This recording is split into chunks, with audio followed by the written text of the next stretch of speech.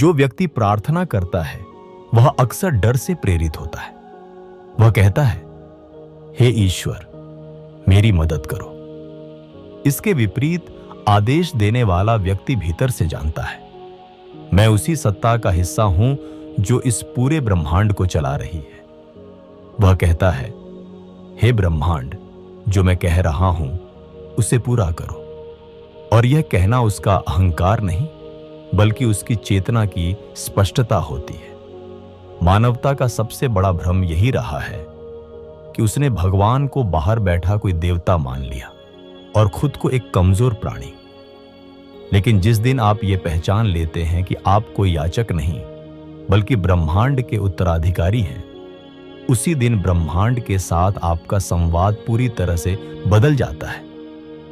क्या आपने कभी सोचा है कि जब एक बच्चा अपनी मां से कुछ मांगता है तो वह प्रार्थना नहीं करता बल्कि अधिकार से कहता है? क्यों?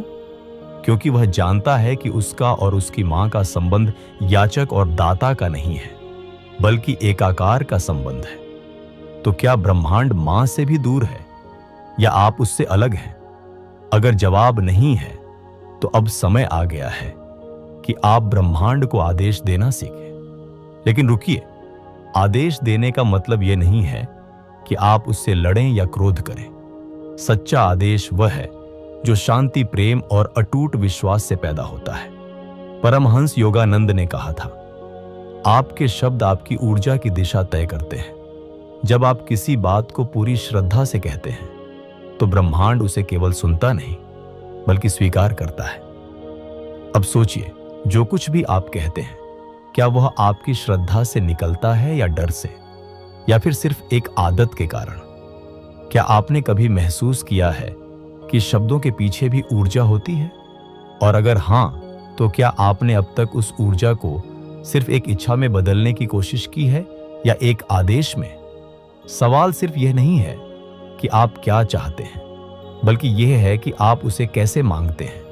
क्योंकि ब्रह्मांड को आदेश देने से पहले हमें खुद को जानना और स्वीकार करना जरूरी है।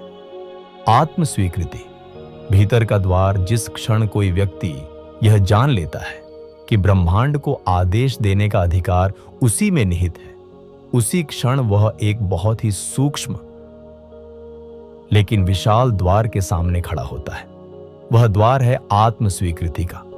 जब तक आप स्वयं को पूरी तरह से स्वीकार नहीं करते, ब्रह्मांड आपकी कोई बात पूरी तरह नहीं सुन सकता। ऐसा इसीलिए होता है क्योंकि आप खुद अपने भीतर विरोधाभास पैदा कर रहे होते हैं। एक तरफ आप कहते हैं, हे ब्रह्मांड, मुझे यह अनुभव कराओ, और दूसरी तरफ भीतर कहीं आपकी ही कोई परछाई कहती है, क्या मैं इसके लायक हूं? कहीं यह चाहना अहंकार तो नहीं? कहीं यह असंभव तो नहीं? यही आंतरिक द्वंद्व उस शक्ति को खंडित कर देता है जो आपकी इच्छा को आदेश में बदल सकती थी। यह ब्रह्मांड केवल शब्दों को नहीं सुनता, यह आपकी ऊर्जा को पढ़ता है।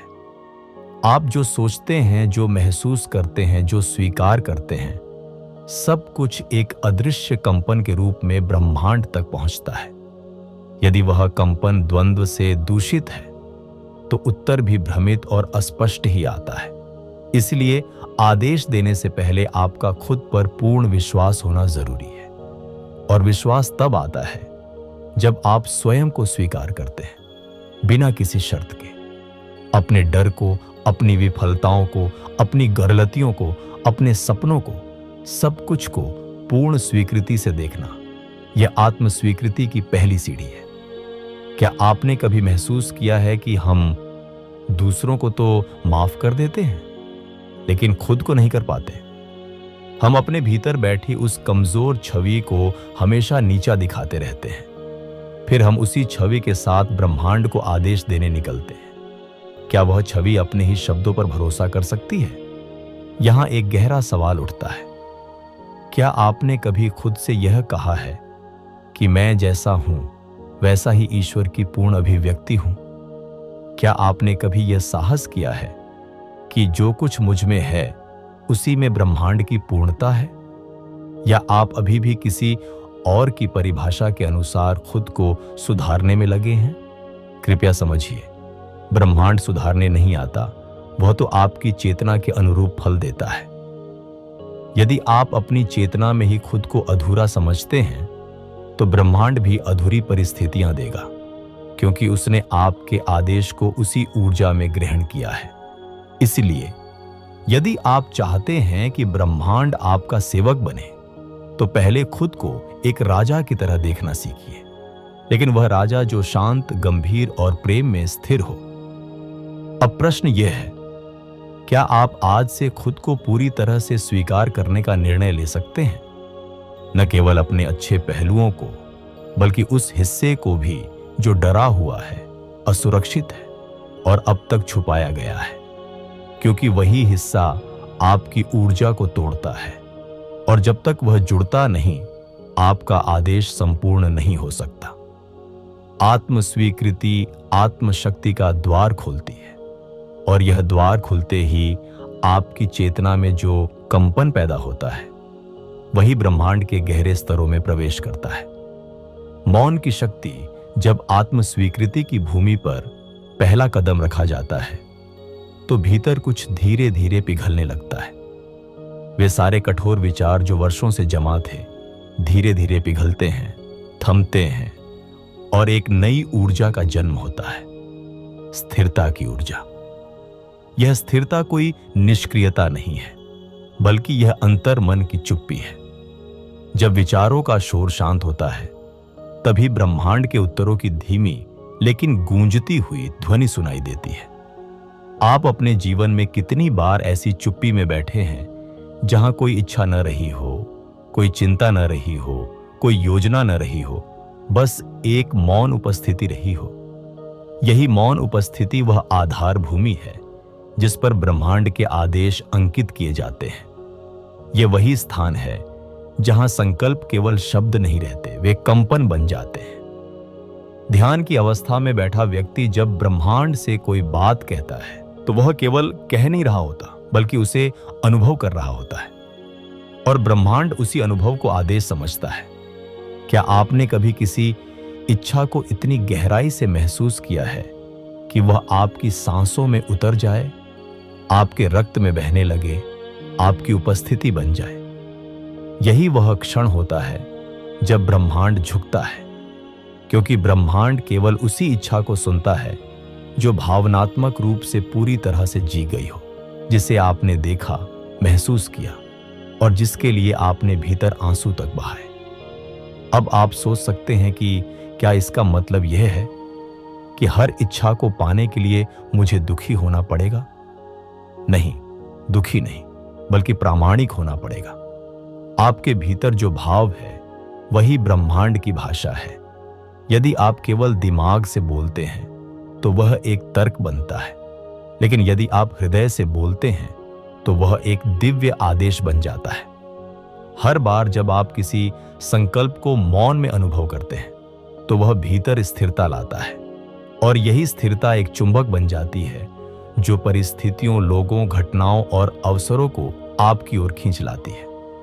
अब एक प्रश्न उठता है, क्या आप अपनी उस इच्छा को मौन में जी सकते हैं? क्या आप उसे ऐसे महसूस कर सकते हैं जैसे वह पहले ही घटित हो चुकी हो? क्या आप उस अनुभूति को बिना किसी बाहरी प्रमाण के अपने भीतर घटित कर सकते हैं?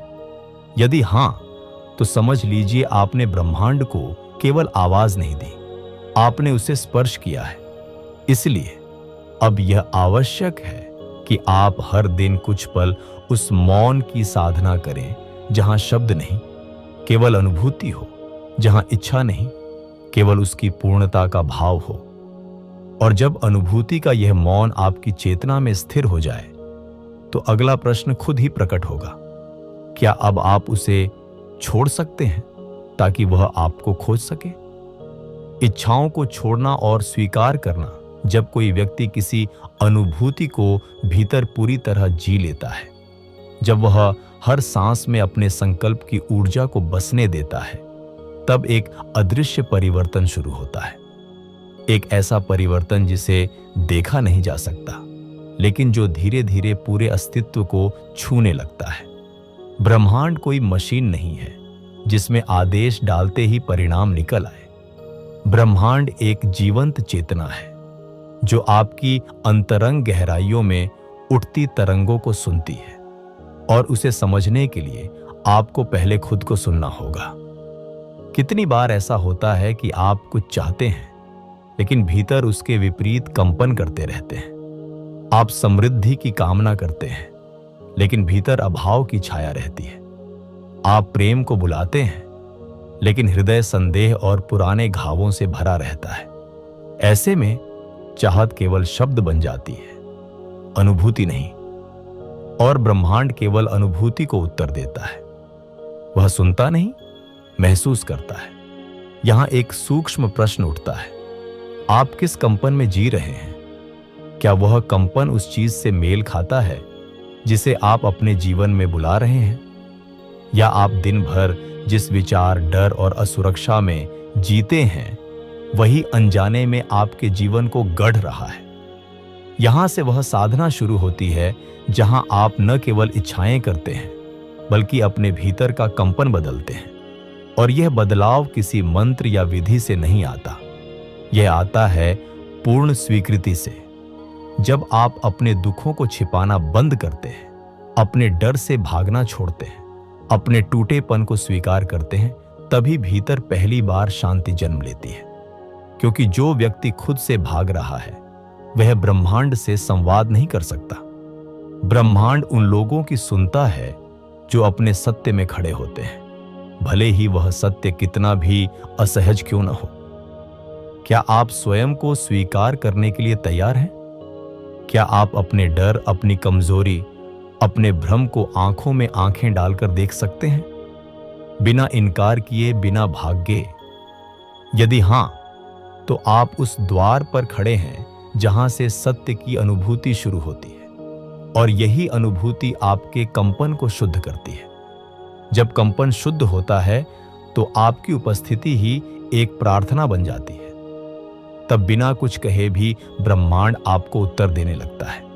ध्यान दीजिए, यहां भी आप आदेश नहीं दे रहे, लेकिन आपका होना ही आदेश बन चुका है।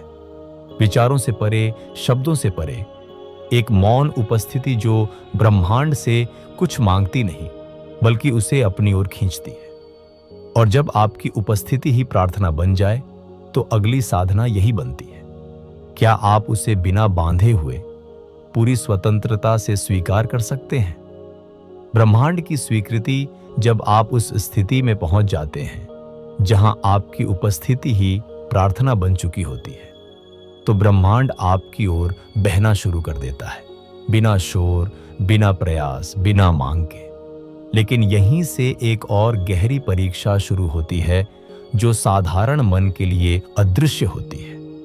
क्योंकि जब जीवन हमें वह देने लगता है जिसकी हमें प्रतीक्षा थी, तो क्या हम उसे उसी रूप में स्वीकार कर पाते हैं जैसे वह आता है, या हम उसे अपने पूर्व निर्धारित सांचों में बांधने लगते हैं? ब्रह्मांड वह नहीं देता जो आप शब्दों से मांगते हैं, वह देता है जिसके लिए आप अपने कर्मों, चेतना और कंपन के समुच्चय से योग्य बनते हैं। और जब वह आता है तो वह अक्सर वैसा नहीं होता जैसा आपने कल्पना में पाला था। आप प्रेम मांगते हैं और ब्रह्मांड आपको एक ऐसा व्यक्ति देता है जो आपके भीतर के घावों को सामने लाकर उन्हें ठीक होने का अवसर देता है। आप समृद्धि मांगते हैं और ब्रह्मांड आपको एक ऐसी परिस्थिति में रखता है जहां आप अपनी सीमाओं को तोड़ना सीखें। तो प्रश्न उठता है, क्या आप उस रूप को पहचान सकते हैं जिसमें ब्रह्मांड आपके जीवन में उतरता है? क्योंकि यदि आप केवल अपने मन की छवि से चिपके रहेंगे तो आप उसे अस्वीकार कर देंगे जिसे ब्रह्मांड ने आपके लिए पूरी समग्रता से भेजा है। यहां से यात्रा बदलती है। अब यह कोई मांग की यात्रा नहीं रहती, यह बन जाती है स्वीकृति की साधना। स्वीकृति कोई निष्क्रियता नहीं है, यह परम जागरूकता है। जब आप किसी घटना को, किसी व्यक्ति को या अपने भीतर के किसी हिस्से को उसके पूरे अस्तित्व के साथ हां कहकर स्वीकार कर लेते हैं, तब आप उसे ब्रह्मांडीय प्रकाश में विलीन होने का अवसर देते हैं। विरोध जीवन को टुकड़ों में बांटता है, जबकि स्वीकृति उसे एक पूर्ण रचना में बदल देती है। यही वह मौन है जिससे ब्रह्मांड सबसे गहरा संवाद करता है। स्वीकृति का मतलब है अब कोई शर्त नहीं, कोई तुलना नहीं, कोई नियंत्रित करने की कोशिश नहीं, सिर्फ अनुभव है और उस अनुभव को एक गहरी शांति के साथ स्वीकार कर लेने की क्षमता। यह वही अवस्था है जहां आपकी हर सांस एक मंत्र बन जाती है और हर मौन एक उत्तर। तो एक बार फिर प्रश्न यही है, क्या आप ब्रह्मांड को उसके अपने रूप में स्वीकार करने को तैयार हैं, बिना किसी संशोधन या प्रतिरोध के? क्योंकि जब आप ऐसा करते हैं तभी आप उसका वास्तविक रहस्य समझना शुरू करते हैं। और जब स्वीकृति की यह शांत स्थिति भीतर उतर जाती है तो अगला प्रश्न धीरे धीरे जागता है।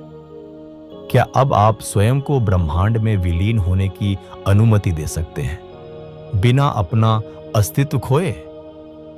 विलीनीकरण, अहंकार का उत्सव। जब स्वीकृति की शांति भीतर उतरती है तो जीवन एक नया प्रश्न उठाता है। क्या अब आप स्वयं को ब्रह्मांड में विलीन कर सकते हैं, बिना अपनी मौलिकता खोए? यह कोई साधारण अनुभव नहीं है। यह वह आंतरिक मोड़ है जहां आप अपने भीतर की पहचान को सत्य के महासागर में छोड़ना सीखते हैं। अब तक आप ब्रह्मांड को आदेश देने की यात्रा में थे। आप संकल्प कर रहे थे, दिशा दे रहे थे, चेतना को आकार दे रहे थे। लेकिन अब आपको स्वयं को उस चेतना के आगे समर्पित करना है जिसे आपने जागृत किया है। यही वह बिंदु है जहां आप क्रिया से मौन में उतरते हैं। यह मौन कोई खालीपन नहीं है, यह चेतना की परिपक्वता है। जब आप स्वयं को ब्रह्मांड के साथ एकाकार करते हैं तो आप जानना छोड़ देते हैं और होने की कला में उतरते हैं। यह विलयन कोई हार नहीं है, यह अहंकार की सीमाओं को पार करने का उत्सव है। क्या आपने कभी आकाश को देखा है जब वह सूर्यास्त को अपने भीतर समा लेता है? वह सूर्य को खोता नहीं, बल्कि उसे रंगों में बदलकर उसे नया रूप दे देता है। उसी तरह जब आप स्वयं को ब्रह्मांड में विलीन करते हैं तो आप मिटते नहीं, आपका सत्य विस्तारित होता है। लेकिन यही वह क्षण है जहां डर जन्म लेता है। यदि मैं अपना अस्तित्व छोड़ दूं तो मैं कौन रह जाऊंगा? क्या मेरी इच्छाएं व्यर्थ हो जाएंगी? क्या मैं खो जाऊंगा या मुक्त हो जाऊंगा? ये प्रश्न भीतर की गहराइयों को खंगालते हैं और वही व्यक्ति इस यात्रा में टिक पाता है जो स्वयं को खोने से डरता नहीं, बल्कि स्वयं के परे जाने की इच्छा रखता है। यह यात्रा नियंत्रण की नहीं, बल्कि विश्वास की है। आप हर उस विचार को, हर उस पहचान को जो आपने अब तक ओढ़ रखी थी, धीरे धीरे उस विराट अग्नि में समर्पित करते हैं जहां मैं से हम का जन्म होता है। अब आपकी इच्छा केवल आपकी नहीं रहती, अब वह ब्रह्मांडीय इच्छा बन जाती है। अब आपके कार्य केवल व्यक्तिगत सफलता के नहीं रहते, बल्कि समष्टि की सेवा बन जाते हैं। यहीं से व्यक्ति विलय में अस्तित्व की चमक देखना शुरू करता है। आप स्वयं का त्याग नहीं कर रहे, आप अपने भीतर छिपे विराट स्वरूप का साक्षात्कार कर रहे हैं। और तब आप समझते हैं कि ब्रह्मांड को आदेश देना असल में स्वयं को उस आदेश का पात्र बनाने की साधना थी। और जब अस्तित्व की सीमाएं मिटने लगती हैं, तब एक रहस्य और गहराई से उद्घाटित होता है। क्या ब्रह्मांड भी हमारे भीतर से ही जन्म लेता है? भीतर का ब्रह्मांड जिस क्षण आपने स्वयं को विलीन कर दिया, एक नया रहस्य उभरता है। क्या वह ब्रह्मांड जिसे आप बाहर खोज रहे थे, वह भीतर से ही जन्म ले रहा था? आप वर्षों से जिसे ईश्वर, शक्ति, ऊर्जा या ब्रह्मांड कहकर पुकारते रहे, क्या वह वास्तव में आपकी अंतः चेतना की परछाई मात्र थी? जब आप अपनी आंखें बंद करते हैं और भीतर मौन में उतरते हैं, तो क्या वह अंतरिक्ष असीम खालीपन नहीं बन जाता? और उस खालीपन में क्या कुछ न कुछ हर पल जन्म नहीं लेता? तो फिर क्या सृजन बाहर से आता है या भीतर से निकलता है? कहीं ऐसा तो नहीं कि ब्रह्मांड भी आपके भीतर की कल्पनाओं, भावनाओं और चेतना का प्रक्षेपण मात्र हो? हमने सदियों तक बाहर की दिशाओं में उत्तर खोजे, लेकिन जो उत्तर सबसे ज्यादा सच्चे होते हैं वे बाहर नहीं, भीतर गूंजते हैं। क्या आपने कभी स्वप्न देखा है जिसमें एक पूरा ब्रह्मांड आपके भीतर रच गया? आप उड़ते हैं, गिरते हैं, प्रेम करते हैं, डरते हैं, लड़ते हैं और जीतते हैं। सब कुछ उस ब्रह्मांड में होता है जो आपके मन के भीतर चुपचाप आकार लेता है। तो फिर प्रश्न यही है, अगर आप नींद में ब्रह्मांड रच सकते हैं तो जागते हुए क्यों नहीं? ब्रह्मांड कोई बाहरी सत्ता नहीं है जो आपको आदेश देती है, बल्कि वह आपकी चेतना का विस्तार है जो समय, पदार्थ और ऊर्जा के रूप में प्रकट होती है। यदि आप भीतर ही भीतर शुद्ध मौन, निर्मल विश्वास और सघन भावनाओं के साथ कुछ संकल्प करते हैं तो वह धीरे धीरे भौतिक ब्रह्मांड में आकार लेता है। यह क्रिया कोई जादू नहीं, यह एक ब्रह्मांडीय नियम है।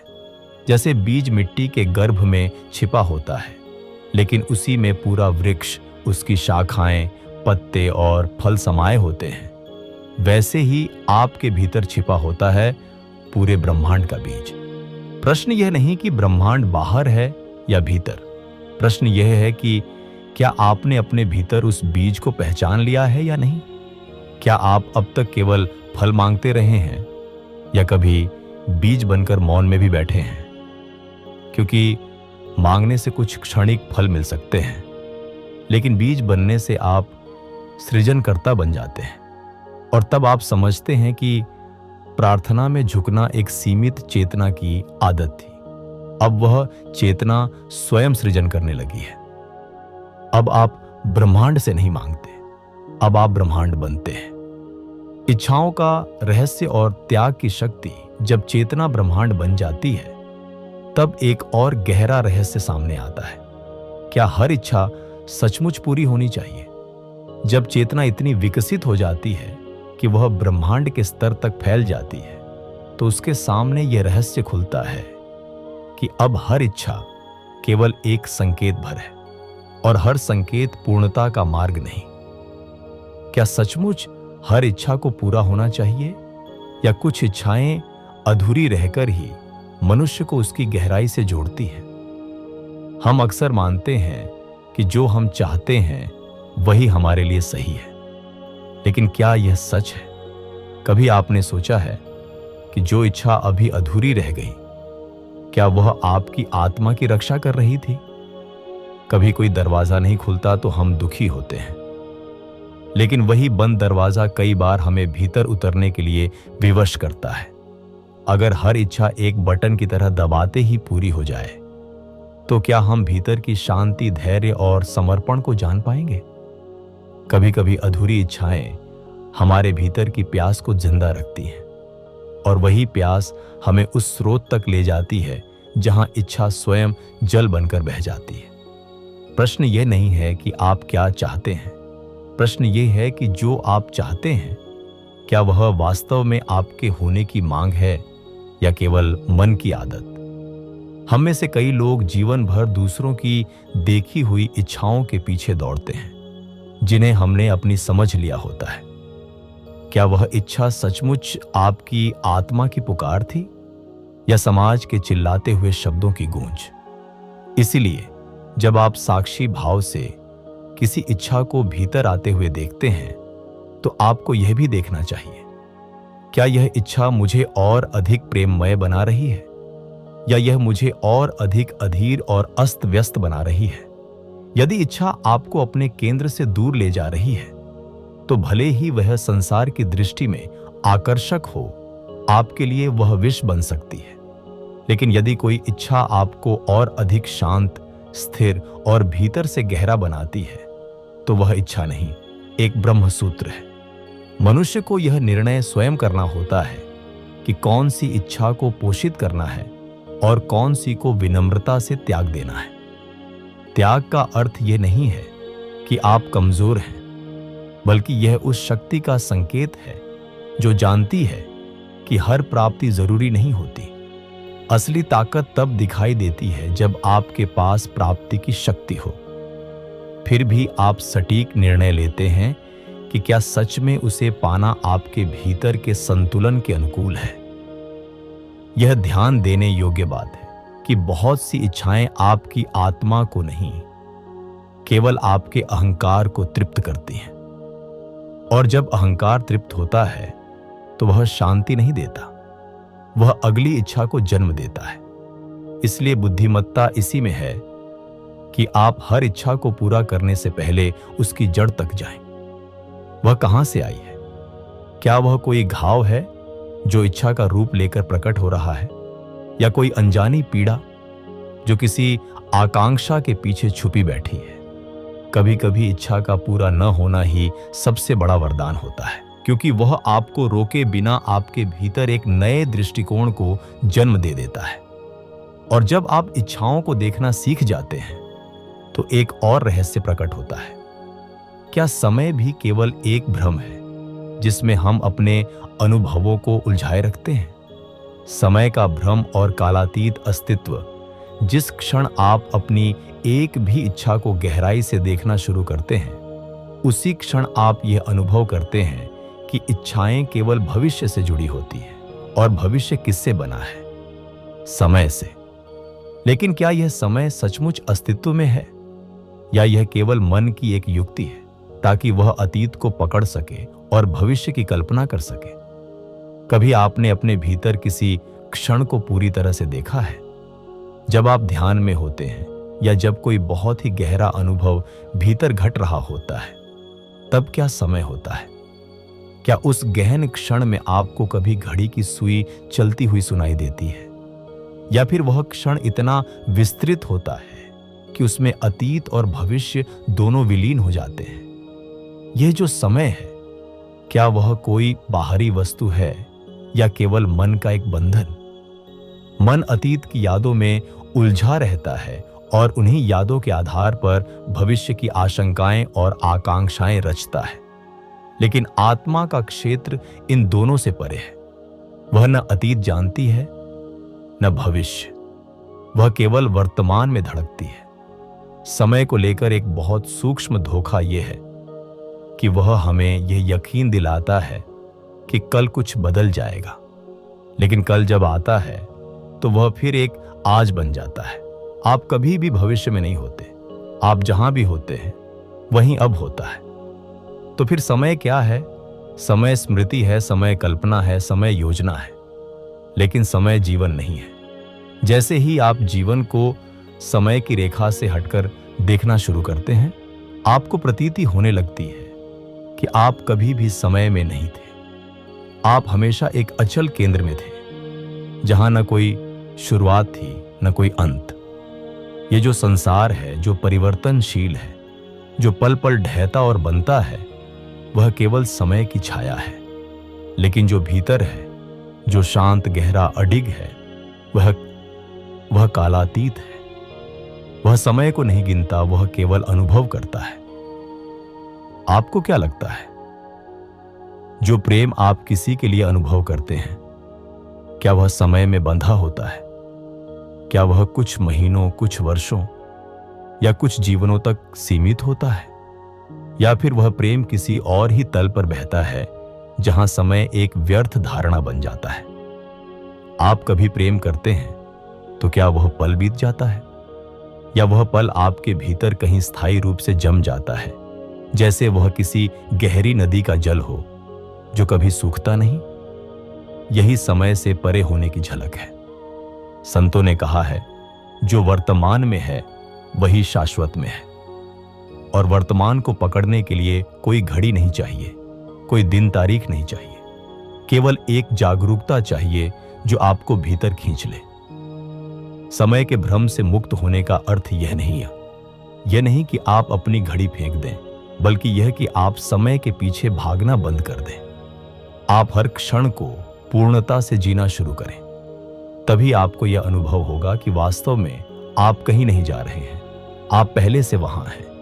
और जब आप यह देख लेते हैं कि समय केवल भ्रम है, तो अगला प्रश्न जन्म लेता है, क्या मृत्यु भी केवल एक अवधारणा है, या उसमें भी कोई अमरता छुपी हुई है?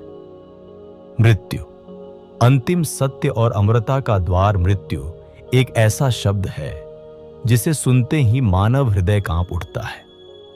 शरीर में एक सिहरन दौड़ जाती है और मन असहाय हो उठता है। मृत्यु से बचने के लिए इंसान ने न जाने कितने रास्ते निकाले हैं। धर्म बनाए, रीति रिवाज गढ़े, स्वर्ग नरक की कल्पनाएं रची और पुनर्जन्म के सिद्धांत खड़े किए। लेकिन क्या कभी इन सब कोशिशों के पीछे छुपा हुआ डर देखा है आपने? क्या मृत्यु सच में डरावनी है या यह केवल अज्ञात का डर है? कभी आपने देखा है कि जो मरता है वह कौन है? क्या वह शरीर है? तो शरीर तो हर रोज कुछ न कुछ त्याग रहा है। पुरानी कोशिकाएं, पुराने विचार, पुरानी आदतें, और इन सब के बीच क्या कुछ ऐसा है जो कभी नहीं मरता? मृत्यु को लेकर जो सबसे बड़ा भ्रम है वह ये है कि हम सोचते हैं कि जीवन रुक जाता है। लेकिन क्या मृत्यु रुक जाना है या किसी और अवस्था में बह जाना? जिस तरह एक बीज मिट्टी में समा जाता है और कोई नहीं जानता कि वह मर रहा है या किसी वृक्ष में रूपांतरित हो रहा है, उसी तरह मृत्यु भी शायद एक बीज का विसर्जन हो। क्या आपने कभी पूछा है कि जो व्यक्ति मर गया वह अब कहां है? यदि आप केवल शरीर को मृत्यु समझें तो वह तो जन्म से ही धीरे धीरे मर रहा है, पर भीतर जो चेतना है, जिसने उस शरीर को देखा, जिसने सुख दुख का अनुभव किया, जिसने प्रेम को छुआ और खोया, वह चेतना कहां जाती है? क्या चेतना समाप्त होती है या वह केवल एक आवरण बदलती है? गहराई से देखें तो पाएंगे मृत्यु कोई दीवार नहीं है, कोई बंद दरवाजा नहीं है, बल्कि एक द्वार है जो किसी और आयाम की ओर खुलता है। लेकिन उस द्वार से गुजरने के लिए साहस चाहिए। साहस ये जानने का कि आप इस शरीर नहीं हैं। साहस ये स्वीकारने का कि आपका अस्तित्व किसी एक जन्म या एक नाम तक सीमित नहीं है। क्या आपने कभी मृत्यु को एक प्रेम की तरह देखा है जो हर अहंकार को मिटा देता है, हर पहचान को बहा ले जाता है और आपको नंगे मौलिक स्वयं की आंखों में आंखें डालकर खड़ा कर देता है? मृत्यु से डरने वाला वास्तव में जीवन से डरता है, क्योंकि जीवन में गहराई से जीने वाला हर क्षण मृत्यु से परिचित होता है। वह जानता है कि हर संबंध एक दिन टूटेगा, हर दृश्य बदल जाएगा, हर सांस अंतिम हो सकती है, और इसी बोध से उसका प्रेम गहरा होता है, उसका मौन सच्चा होता है और उसका जीवन पूर्णता की ओर बढ़ता है। तो क्या मृत्यु एक ऐसी मित्र है जो आपको बार बार आपके सत्य से मिलाने आती है? यदि आप गहराई से सुने तो मृत्यु केवल अंत नहीं है, वह तो आपके भीतर की अमरता की गूंज है। एक ऐसा स्पर्श जो आपसे कहता है, तुम इस देह से परे हो, तुम अजर हो, अमर हो, तुम वह हो जो कभी जन्मा ही नहीं था और जो कभी मरेगा भी नहीं। और जब मृत्यु के द्वार से परे झांकते हैं तो एक और प्रश्न जन्म लेता है। यदि आत्मा अमर है तो वह किस यात्रा पर है? आत्मा की यात्रा और गुरु का मार्गदर्शन तो अब प्रश्न यह है, यदि आत्मा अमर है तो वह किस यात्रा पर है? क्या वह यूं ही भटकती रहती है या कोई दिशा है, कोई मंजिल है जहां वह लौट रही है, या फिर जहां से वह कभी निकली थी? मनुष्य के जीवन में यह प्रश्न सबसे मौलिक है, क्योंकि जब आप आत्मा को पहचान लेते हैं तो फिर यह जानना जरूरी हो जाता है कि वह आत्मा क्या कर रही है इस ब्रह्मांड में, क्यों एक शरीर से दूसरे शरीर में जाती है, क्यों एक अनुभव के बाद दूसरे अनुभव की ओर बढ़ती है। हम सभी ने कभी ना कभी यह महसूस किया है कि हम इस जीवन से पहले भी कहीं थे, किसी रूप में, किसी संबंध में, किसी स्मृति में। कभी कोई स्थान अचानक परिचित लगने लगता है बिना वहां गए हुए भी। कभी कोई व्यक्ति ऐसा लगता है जैसे वह जन्मों का साथी हो, जबकि मिले अभी ही हैं। यह क्या है? क्या यह आत्मा की स्मृति है या भ्रम है? गहराई से देखें तो यह आत्मा की अविराम यात्रा है। एक शरीर में प्रवेश करना, अनुभव लेना, सीखना और फिर एक दिन उस देह को त्याग देना। जैसे एक कलाकार एक चित्र अधूरा छोड़कर दूसरे कैनवास पर आगे बढ़ता है। क्या आत्मा सीखने आई है या उसे कोई भूल सुधारनी है? यह एक बड़ा प्रश्न है। वेदों ने, उपनिषदों ने और भारत के अनेक ऋषियों ने कहा है कि आत्मा किसी दंड या पुरस्कार के लिए जन्म नहीं लेती। वह जन्म लेती है क्योंकि उसे अपने भीतर के अहंकार, वासना और अज्ञान को समझकर मिटाना है। जब आत्मा अज्ञान में डूबी होती है तो वह खुद को देह मानने लगती है। नाम, जाति, धर्म, रिश्ते, इन सब से अपना परिचय बनाने लगती है और यही भ्रम उसे बार बार जन्म लेने पर मजबूर करता है, क्योंकि जब तक वह इनसे मुक्त नहीं होती वह पूर्ण प्रकाश में नहीं लौट सकती। यह ठीक वैसा ही है जैसे कोई बीज मिट्टी में दबा हो, लेकिन जब तक उसे सही धूप, पानी और समय नहीं मिलेगा वह अंकुर नहीं फूटेगा। तो आत्मा क्या कर रही है? वह धीरे धीरे अपने बीजत्व से वृक्षत्व की ओर बढ़ रही है। हर जन्म एक अवसर है, हर दुख एक संकेत है, हर प्रेम एक दर्पण है जिसमें आत्मा खुद को देख सकती है। लेकिन ध्यान रहे, यह यात्रा केवल शरीरों की नहीं है, यह चेतना की यात्रा है। जैसे जैसे चेतना विकसित होती है आत्मा सूक्ष्मतर रूपों में जाती है। कभी वह पशु शरीर में होती है, फिर मानव शरीर में, और फिर ऐसे ऐसे शरीरों में जो केवल ऊर्जा से बने हैं, जहां कोई भौतिकता नहीं होती, केवल कंपन का वाइब्रेशन होता है। और अंत में एक दिन जब आत्मा पूर्ण रूप से अपने स्रोत को पहचान लेती है, जब वह जान जाती है कि वह कभी जन्मी ही नहीं थी, कभी मरी ही नहीं थी, तब यात्रा समाप्त नहीं होती बल्कि उसका रूप बदल जाता है। वह ब्रह्म के साथ एक हो जाती है। न कोई द्वैत, न कोई प्रश्न, न कोई उत्तर, केवल मौन, केवल शांति, केवल परमानंद। लेकिन क्या यह यात्रा अपने आप होती है या कोई शक्ति है जो इस आत्मा को मार्ग दिखाती है? जैसे अंधेरे में कोई दीपक या भटके हुए पथिक को कोई गुरु। जी हां, जब आत्मा जन्मों जन्मों की यात्रा में थकने लगती है, जब उसे संसार की चकाचौंध शून्यता लगने लगती है, जब संबंध, पदार्थ और पहचाने उसे बोझ प्रतीत होने लगती है, तो भीतर से एक अदृश्य पुकार उठती है। यह पुकार उसी स्रोत की ओर होती है जहां से आत्मा आई थी। और इस पुकार के उत्तर में जगह जगह, समय समय पर गुरु प्रकट होते हैं। गुरु कोई व्यक्ति मात्र नहीं होता, वह उस चेतना का जीवंत रूप होता है जो आत्मा को यह याद दिलाता है, तू कोई देह नहीं है, तू ब्रह्म स्वरूप है। तेरा घर बाहर नहीं, भीतर है। गुरु के शब्द केवल शब्द नहीं होते, वे मंत्र होते हैं। वे द्वार खोलते हैं जो वर्षों से बंद पड़े थे। वे रोशनी लाते हैं जहां केवल अंधकार था। गुरु आत्मा को उसके आंतरिक कंपास की ओर मोड़ता है। वह कहता है, बाहर मत देख, भीतर उतर। जहां तू ईश्वर को ढूंढ रहा है वहां वह नहीं मिलेगा। वह तेरे ही हृदय में बैठा है, बस तुझसे छिपा है। गुरु कोई नया ज्ञान नहीं देता, वह केवल भूल मिटाता है।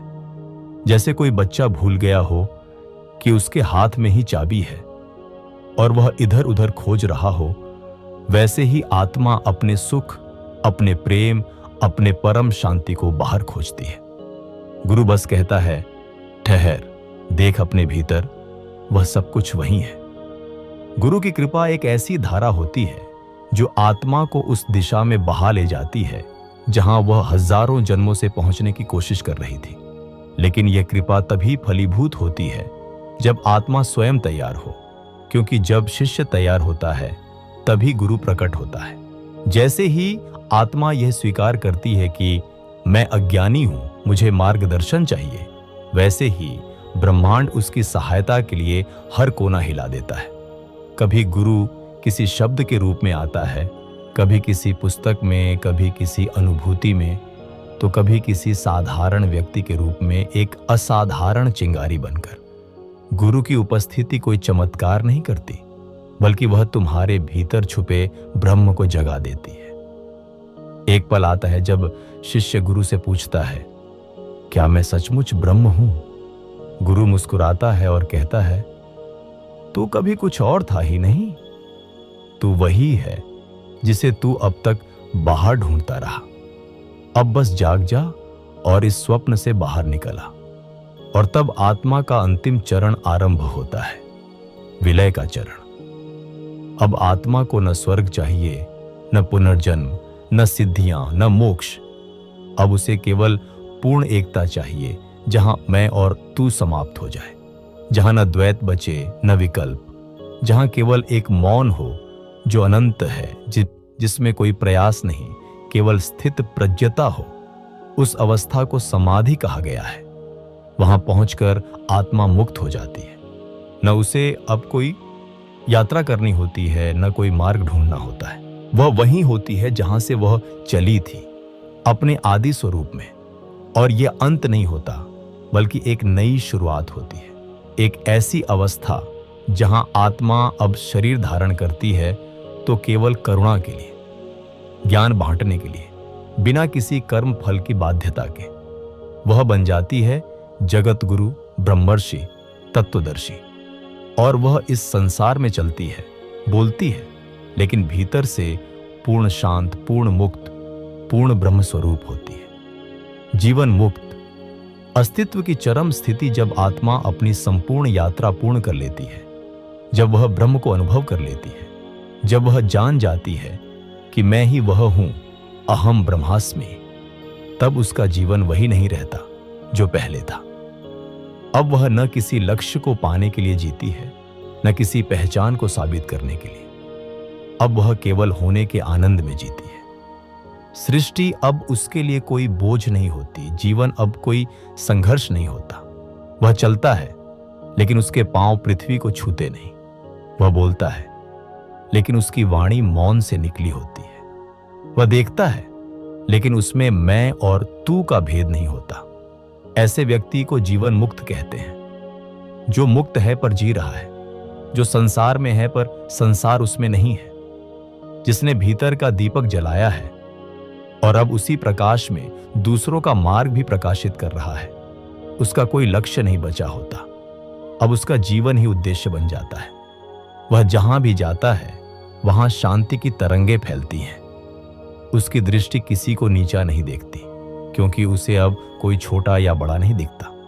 उसे सब में वही एक परमात्मा दिखता है, पत्थर में भी, हवा में भी, पापी में भी, पुण्यात्मा में भी।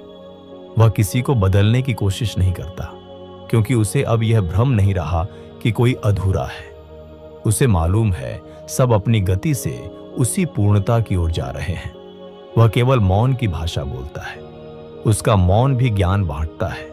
उसकी उपस्थिति भी ध्यान सिखाती है। उसकी मुस्कुराहट भी संसार के घावों पर मरहम रखती है। उसे अब न कोई धर्म बांध सकता है, न कोई संप्रदाय, न कोई पहचान। वह अब हिंदू, मुसलमान, ईसाई, बौद्ध नहीं है। वह अब केवल प्राण है, शुद्ध चैतन्य, निर्विकार आत्मा। अब वह न प्रेम करता है किसी से, न द्वेष करता है किसी से। वह अब केवल प्रेम बन जाता है। अब उसका जीवन एक जलती हुई बाती है, जिससे अन्य दीप जलाए जा सकते हैं बिना स्वयं बुझे। अब वह चलता है तो उसके पीछे कोई पथ बनता है। अब वह मौन होता है तो शब्दों से ज्यादा कह जाता है। अब वह जीवन के उस पार जा चुका होता है, जहां से लौटकर वह केवल देने के लिए आता है। अब वह शरीर में है, लेकिन शरीर से परे है। अब वह समय के भीतर है, लेकिन कालातीत है। अब वह बोल रहा है, लेकिन स्वयं मौन में स्थित है। यह अवस्था ही मानव की चरम स्थिति है। इसी को पूर्णता, निर्वाण, कैवल्य, सच्चिदानंद कहा गया है। अब वह आत्मा फिर कभी जन्म नहीं लेती किसी आवश्यकता से। यदि आती भी है तो केवल करुणा से आती है, दूसरों को जगा सके, दूसरों को भी वही दीपक दे सके जो किसी समय उसे मिला था। और यही आत्मा की अंतिम पुकार है कि जब वह पूर्ण हो तो अधूरे को सहारा दे, जब वह जाग जाए तो सोए हुए को पुकारे, जब वह ब्रह्म हो जाए तो संसार में ब्रह्मत्व बांटे। अब प्रश्न उठता है, क्या तुम भी इस यात्रा पर निकलोगे? क्या तुम भी अपने भीतर के अंधेरे से टकराकर उस दिव्य प्रकाश को खोजोगे? क्या तुम भीतर की गहराई में उतरने को तैयार हो? क्योंकि यह मार्ग न आसान है न छोटा, लेकिन यही मार्ग है जहां से तुम अपने आप तक पहुंचोगे। तुम इस पुकार को सुन सके तो जान लो, यह कोई साधारण शब्द नहीं है।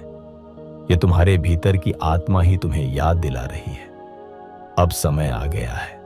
उठो, देखो भीतर और लौट चलो उस घर की ओर जहां से तुम निकले थे, जहां सब कुछ तुम ही हो और तुम ही नहीं हो।